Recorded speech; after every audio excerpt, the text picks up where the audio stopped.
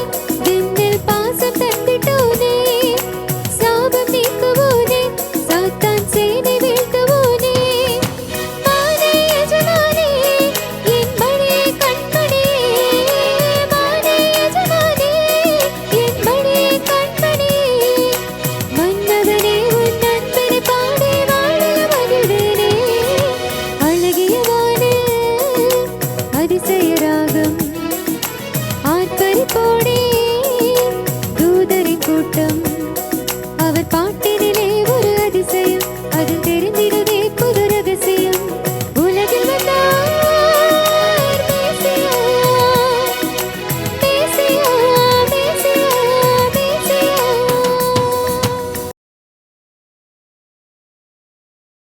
கிறிஸ்துவுக்குள் எனக்கு மிகவும் பிரியமானவர்களே, கர்த்தராகிய இயேசு கிறிஸ்துவின் இனிதான நாமத்தினாலே go and tell somebody Jesus என்ற மிஷனரி ஸ்தாபனத்தின் சார்பாக உங்களை வாழ்த்துவதிலே, இந்த நிகழ்ச்சிக்கு வரவேற்பதிலே மகிழ்ச்சி அடைகிறேன். ஆண்டவர் நம்முடைய கருத்திலே கொடுத்த இந்த விலையேறப்பட்ட வேத புத்தகம், சத்தியமான வார்த்தைகள், இந்த வார்த்தைகளை தியானிக்கும்படியாய் ஆண்டவர் கொடுத்த இந்த நல்ல ஸ்லாக்கியங்களுக்காக ஆண்டவருக்கு நன்றி செலுத்துகிறேன். இந்த நாளிலும் சிந்திக்கும்படியாக தெரிந்து கொள்ளப்பட்ட வேத வசனங்கள் உபாகமம் 30ஆம் அதிகாரம் 19ஆம் 20ஆம் வசனங்கள். உபாகமம் 30ஆம் அதிகாரம் 19ஆம் 20ஆம் வசனங்கள். நான் ஜீவனையும் மரணத்தையும் ஆசீர்வாதத்தையும் சாபத்தையும் உனக்கு முன் வைத்தேன் என்று வானத்தையும் பூமியையும் இன்று சாட்சி வைக்கிறேன்.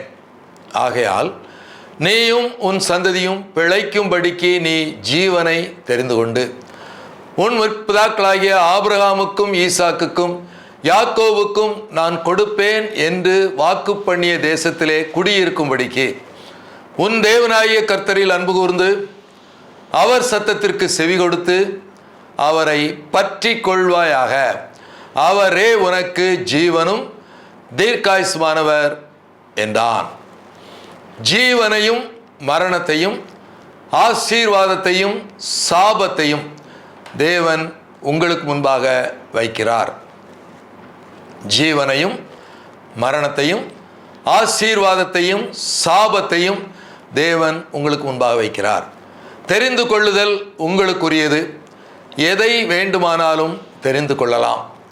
வேதம் முழுவதும் ஆண்டவர் எந்த சந்தர்ப்பத்திலும் யாரையும் கட்டாயப்படுத்துவதில்லை.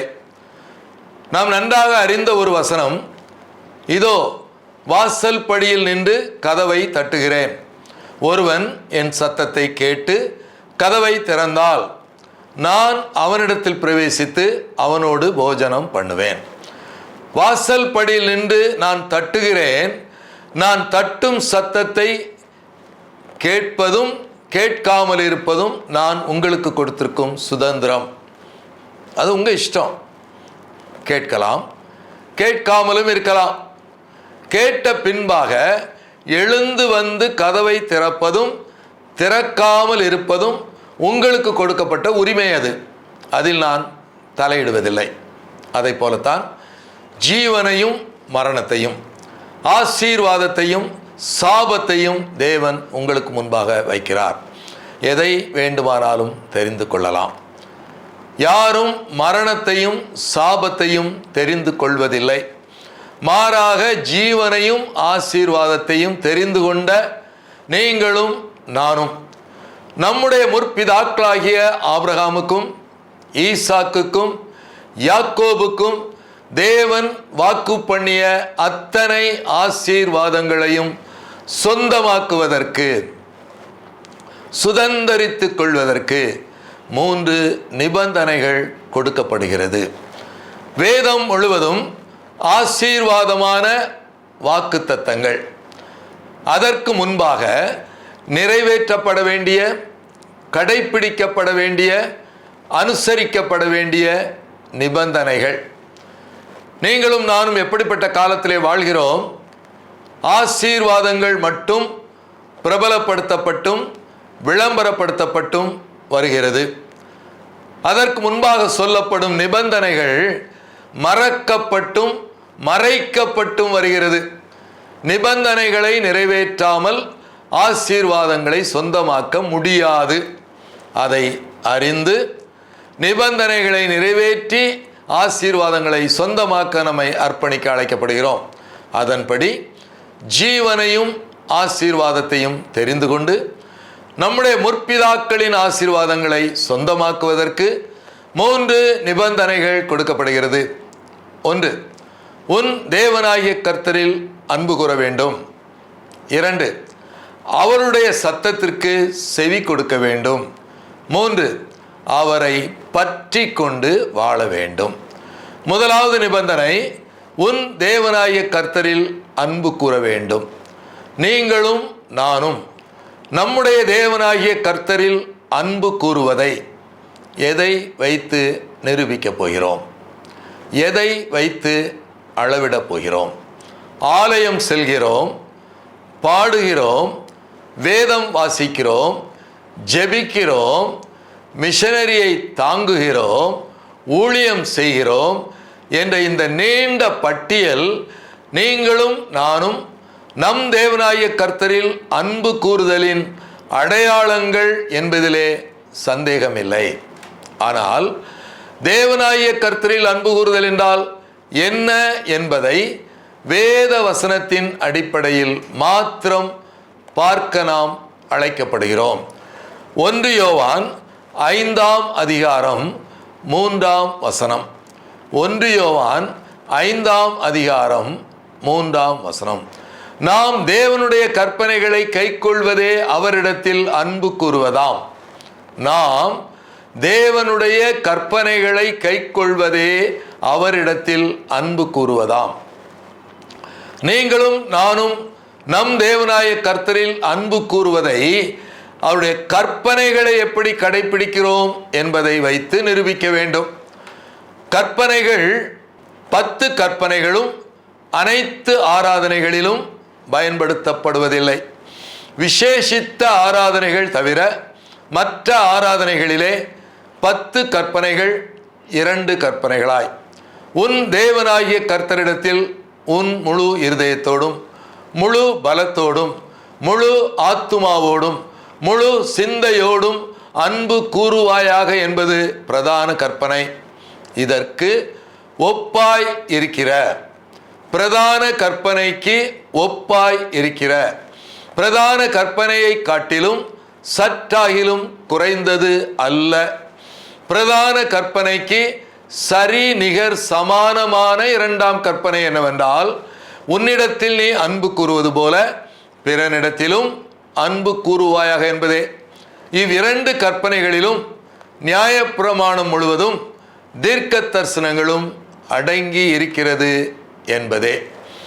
நீங்களும் நானும் நம் தேவனாகிய கர்த்தரில் அன்பு கூறுவதை கற்பனைகளை கடைபிடிப்பதை வைத்து நிரூபிக்க வேண்டும். 10 அல்ல, பிரதான அதற்கு ஒப்பான 2 கற்பனைகள். இப்பொழுது வாசிப்போம். ரோமர் 13ஆம் அதிகாரம் 9ஆம் வசனம். ரோமர் 13:9. விபச்சாரம் செய்யாதிருப்பாயாக, கொலை செய்யாதிருப்பாயாக, களவு செய்யாதிருப்பாயாக, இச்சியாதிருப்பாயாக, பொய்ச்சாட்சி சொல்லாதிருப்பாயாக என்கிற இந்த கற்பனைகளும் வேறே எந்த கற்பனையும் என்ற வார்த்தையிலே பிரதான கற்பனை அடக்கம். வேறே எந்த கற்பனையும், உன்னிடத்தில் நீ அன்பு கூறுவது போல பிறனிடத்திலும் அன்பு கூறுவாயாக என்கிற ஒரே வார்த்தையிலே அடங்கி இருக்கிறது. 10 அல்ல, பிரதான அதற்கு ஒப்பான 2 அல்ல, ஒரே கற்பனை, ஒரே கட்டளை, ஒரே நியாயப்பிரமாணம். உன்னிடத்தில் நீ அன்பு கூறுவது போல பிறனிடத்திலும் அன்பு கூறுவாயாக என்பதே.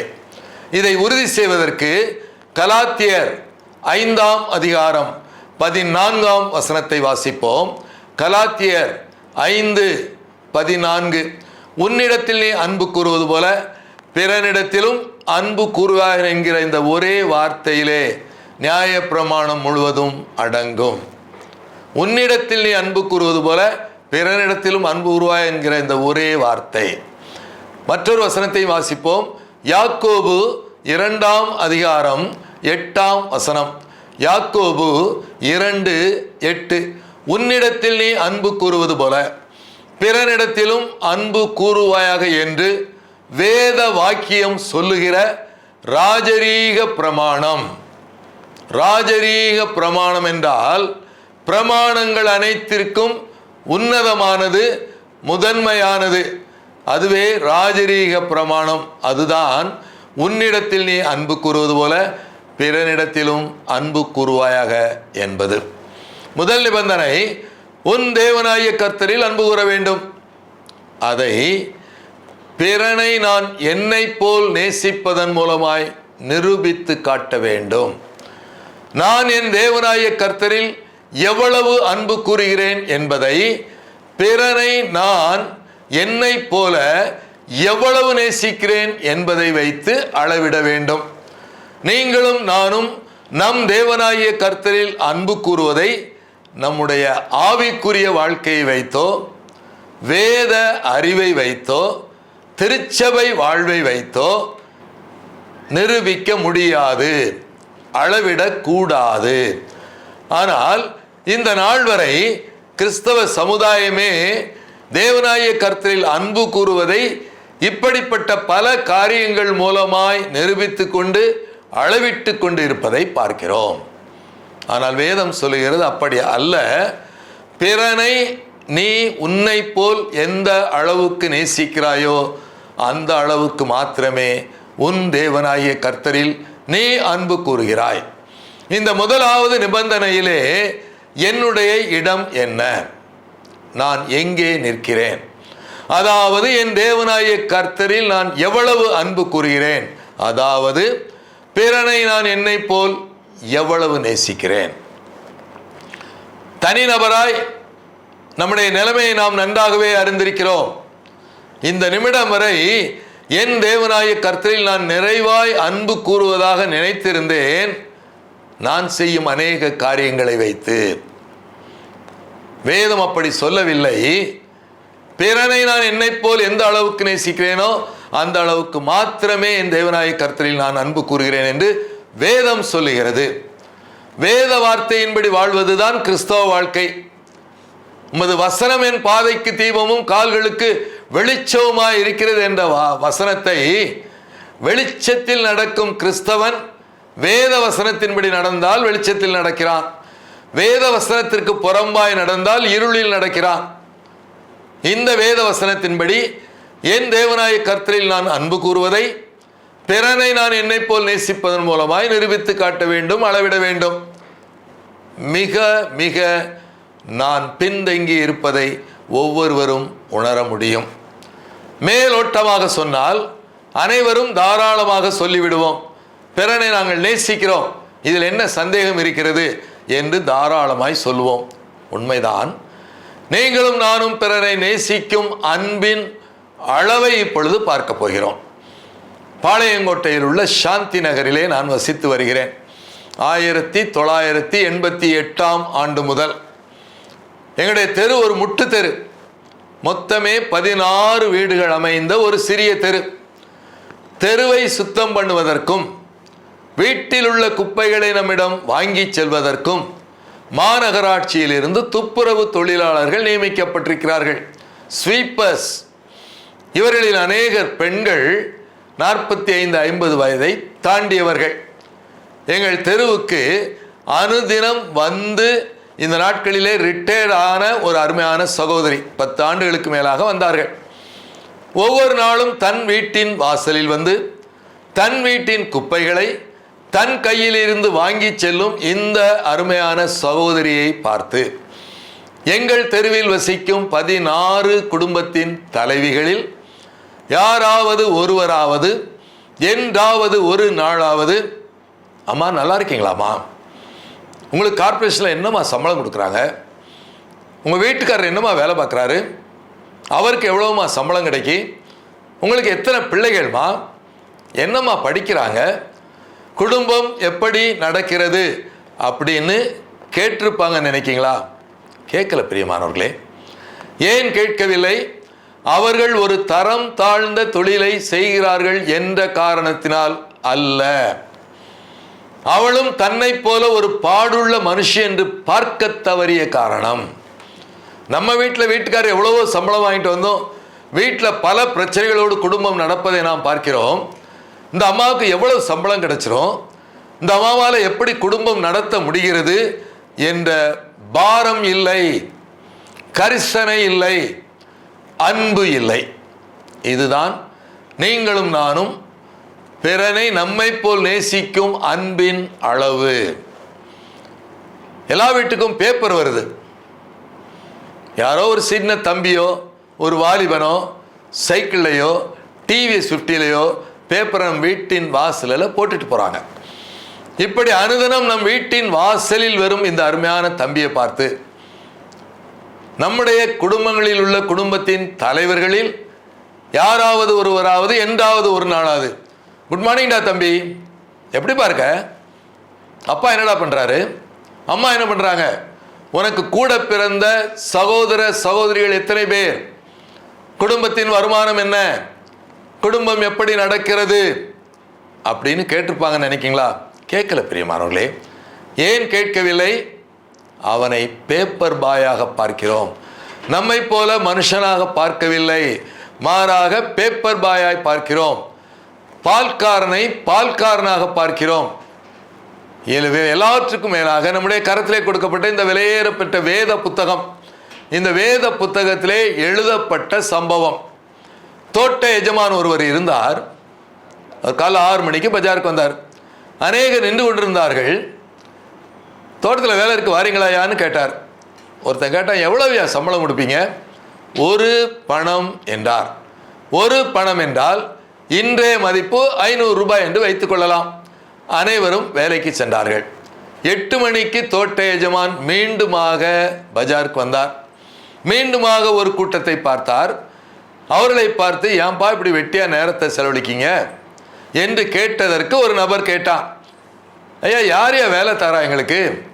அப்பொழுது தோட்ட எஜமான் சொன்னார், என் தோட்டத்தில் நிறைய வேலை இருக்கு, போங்க நியாயமான கூலி தருகிறேன் என்றார்.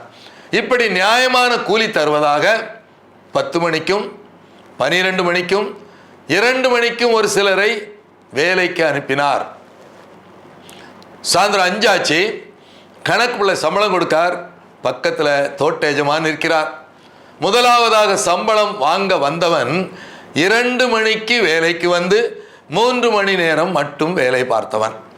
வரிசையில் கடைசியில் நிற்கிறான். காலையில் 6 மணிக்கு வந்து இவனை காட்டிலும் 8 மணி நேரம் அதிகம் வேலை செய்தவன். 2 மணிக்கு வந்து 3 மணி நேரம் மட்டும் வேலை பார்த்தவன் கரங்களை நீட்டினான். அவனுக்கு 500 ரூபாய் கொடுக்கப்பட்டது. அப்பொழுது 6 மணிக்கு வந்த அருமையான வேலையாள் யோசித்தான், நம்ம முதலாளி நல்ல மனுஷன்யா, 3 மணி நேரம் மட்டும் வேலை பார்த்தவனுக்கே 500 ரூபா கொடுத்துட்டாரு. நான் அவனை விட 8 மணி நேரம் அதிகம் வேலை பார்த்திருக்கிறேன், எனக்கு நிச்சயமாக ஒரு 50 ரூபாயாவது அதிகமாக கொடுப்பார் என்ற எதிர்பார்ப்போடு தன்னுடைய வேலைக்காக காத்திருந்தான். இவனுடைய முறை வந்தது. கையை நீட்டினா இவனுக்கும் 500 ரூபாய் தான் கொடுக்கப்பட்டது. அப்பொழுது கூலியாள் தோட்ட எஜமானை பார்த்து, என்னையா நியாயம் இது? அந்த மனுஷன் 2 மணிக்கு தானே வந்தான், 3 மணி நேரம் மட்டும்தானே வேலை பார்த்தான். நானோ காலை 6 மணி முதல் கொளுத்துற இந்த வெயிலில் அவனை காட்டிலும் 8 மணி நேரம் அதிகம் வேலை செய்திருக்கிறேன். 2 வரையும் சமமாக ஒரு திராஸில் தூக்கி நிறுத்திட்டீரே, இது நியாயமாயா என்று கேட்டான். இப்பொழுது நான் உங்களை பார்த்து கேட்கிறேன், கூலியாள் கேட்ட இந்த கேள்வி நியாயமான கேள்வியா அநியாயமான கேள்வியா? நியாயமான கேள்வியே. இப்பொழுது தோட்ட எஜமான் பதில் சொன்னார். இப்போ காலையில் 6 மணிக்கு உடனே நான் பஜாரில் பார்த்தேன், தோட்டத்தில் வேலை இருக்கு வாரியான்னு கேட்டேன். நீ எவ்வளவு சம்பளம் கொடுப்பீங்கன்னு கேட்டேன். எவ்வளவு சொன்னேன்? 500 ரூபாய் சொன்னேன். நீ கேட்ட சம்பளத்தை நான் அவனுக்கு கொடுத்துருக்குறேன், குறையா கொடுக்கல. 2 மணிக்கு வந்த இவனுக்கும் நான் 500 ரூபா கொடுப்பேன். ஒருத்த வேலைக்கே வந்திருக்க மாட்டான்ப்பா, அப்படி கூடி நடந்து போவான், கையை தட்டி கூப்பிட்டு ஒரு 500 ரூபாய் எடுத்து அவன் கையில் கொடுப்பேன். என்னுடையதை எடுத்து என் இஷ்டப்படி கொடுப்பதற்கு உன்கிட்ட வந்து அனுமதி கேட்கணும்னு நினைக்கிறிய, இது என்னப்பா நியாயம் என்று தோட்ட எஜமான் கூலியாளை பார்த்து கேட்டார். நான் இப்பொழுது உங்களை பார்த்து கேட்கிறேன், தோட்ட எஜமான் கேட்ட இந்த கேள்வி நியாயமான கேள்வியா அநியாயமான கேள்வியா? நியாயமான கேள்வியே. அவனுடைய உழைப்பு, அவனுடைய பணம், அவனுடைய சம்பாத்தியம் யாருக்கு வேணாலும் கொடுக்கலாம், வேலைக்காரன்ட்ட கேட்டு கொடுக்குங்கிற அவசியம் இல்லை. ஆனாலும் எனக்குள்ளாக நீண்ட நாட்களாக தோட்ட எஜமான் இப்படி பண்ணியிருக்கக்கூடாது, அந்த கூலியாள் பாவம் என்று நான் எனக்குள்ளாக நினைத்து கொண்டிருந்தேன். இந்த கேள்விக்கு ஒரு நாளிலே எனக்கு விடை கிடைத்தது. இப்பொழுது உங்களுக்கும் அந்த விடை கிடைக்கப் போகிறது. திருநெல்வேலி வங்கி பணியாளர் ஜெப ஐக்கியம் என்ற பெயரிலே 36 ஆண்டுகளாக ஆண்டவருடைய கனமான ஊழியத்தை நிறைவேற்றும் ஸ்லாக்கியத்தை தேவன் எங்களுக்கு தந்திருக்கிறார். மாதாந்திர ஜெபக்கூடுகை இன்று வரை நடந்து வருகிறது. 10 ஆண்டுகளுக்கு முன்பாக நடந்த மாதாந்திர ஜெபக்கூடுகையிலே செய்தி வேளை, அன்று செய்தி கொடுத்தது பாளையங்கோட்டை ஸ்டேட் பேங்க் ஆஃப் இந்தியாவிலிருந்து பணிபுரிந்து பணி நிறைவு பெற்ற சகோதரன் சிவசங்கரனுடைய செய்தி இப்படியாக இருந்தது. காலை 6 மணிக்கு தோட்ட எஜமான் பஜாருக்கு வந்தார். என்னை பார்த்தார். ஐயா, தோட்டத்தில் வேலை இருக்கு வரீங்களான்னு கேட்டார். நான் கேட்டேன், எவ்வளோ சம்பளம் கொடுப்பீங்க? 500 ரூபா சொன்னார். நான் போயிட்டேன். 10 மணிக்கு மீண்டும் வந்தார். என் மனைவியை பார்த்தார். அதான் எப்போ பார்த்தாலும் அடுப்பாங்கிற இருந்து சோத்தை பொங்கிட்டு கிடைக்கேம்மா, இன்னைக்கு உன் வீட்டுக்காரன் தோட்டத்தில் வேலை பார்க்கா, நீயும் போய் வேலை பார்த்தனா உனக்கு நியாயமான சம்பளம் கொடுப்பேன், செலவுக்காகவும் போறியம்மா. என்னுடைய மனைவி வந்து விட்டாள். 12 மணிக்கு என்னுடைய மூத்த மகனை பார்த்தார். இன்னைக்கு காலேஜ் லீவு தானடா, ஏன்டா இப்படி வெட்டியாக சுற்றிக்கிட்டு இருக்க, அப்பா அம்மா 2 பேருமே தோட்டத்தில் தான் இருக்காங்க, நீயும் போய் தோட்டத்தில் வேலை பார்த்தனா உனக்கு நியாயமான சம்பளம் கொடுப்பேன். 2 மணிக்கு என்னுடைய இளைய மகனையும் நியாயமான கூலி தருவதாக வேலைக்கு அனுப்பினார். சாயந்தரம் 5 ஆச்சு. தோட்ட எஜமான் நிற்கிறார்.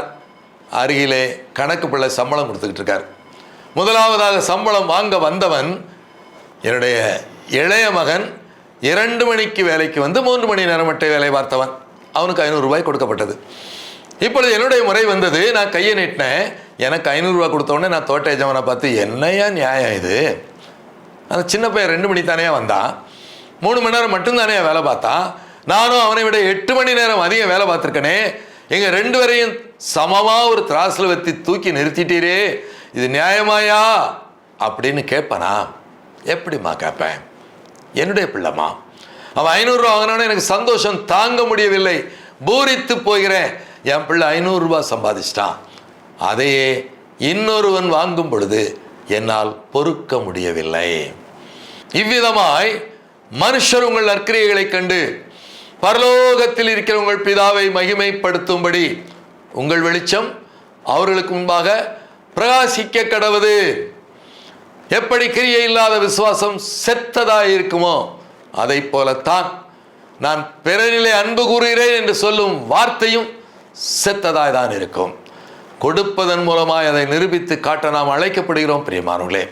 எனவே ஜீவனையும் மரணத்தையும் ஆசீர்வாதத்தையும் சாபத்தையும் தேவன் நமக்கு முன்பாக வைக்கிறார். ஜீவனையும் ஆசீர்வாதத்தையும் தெரிந்து கொண்ட நீங்களும் நானும் நம்முடைய முற்பிதாக்களின் ஆசீர்வாதங்களை சொந்தமாக்குவதற்கு 3 நிபந்தனைகள். முதலாவது நிபந்தனையை மாத்திரம் பார்த்தோம். உன் தேவனாய கர்த்தரில் அன்பு கூற வேண்டும் என்பதை பிறனை நான் என்னை போல் நேசிப்பதன் மூலமாய் மாத்திரமல்ல, அதை கொடுப்பதன் மூலமாய் நிரூபித்து காட்ட அழைக்கப்படுகிறேன். கண்களை மூடி ஜெபிப்போம். அன்பின் பரலோக பிதாவே, உம்முடைய ஜீவனுள்ள அழியாத மாறாத சத்தியமான வார்த்தைகள் உம்முடைய பிள்ளைகளுடைய உள்ளங்களிலே விதைக்கப்பட்டிருக்கிறது.